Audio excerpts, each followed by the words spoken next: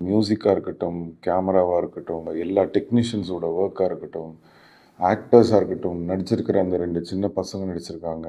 அப்புறம் அந்த teacher plus Kalaiyarasan, நெறைய ஆர்டிஸ்ட்டு சொல்லிட்டே போலாம். ஒரு நடிக்கிறோன்ற மாரியா எந்த விதமான ஒரு ஆக்டிங்லாம் இல்லாம, ரொம்ப ரியலிஸ்டிக்கா plus at the same time கமர்ஷியலா நம்மளுக்கு வந்து போர் அடிக்காம, எங்கேஜிங்கா வச்சுக்கிறது வந்து ரொம்ப ஒரு கஷ்டமான ஒரு விஷயம்.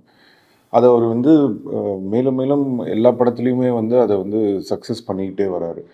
ஸோ நான் அவர்கிட்ட பேசும்போது கூட சொன்னேன். ஒண்ணு ரொம்ப இந்த சைடுல எடுத்துருவாங்க, இல்லன்னா ரொம்ப கமர்ஷியலா எடுத்துருவாங்க. நீங்க அந்த 2த்தையும் பிரிட்ஜ் பண்ணி பண்ற ஒரு விஷயம் வந்து ரொம்ப அருமையா இருக்குன்னு. இந்த படத்த பத்தி நான் பேசுறத விட நீங்க பார்த்தீங்கன்னா தான் உங்களுக்கு அதோட ஃபீல் வரும். ஏன்னா, என்னால டீட்டெயில்டா படத்துக்குள்ள போய் சில விஷயங்கள் பேச முடியல. ஸோ அது படத்தோட இன்ட்ரெஸ்ட் ஃபேக்டர கெடுத்துரும்னு நெனைக்கிறேன். ஓவராலா என்னன்னா, இந்த மாரி ஒரு நல்ல இயக்குனர்கள்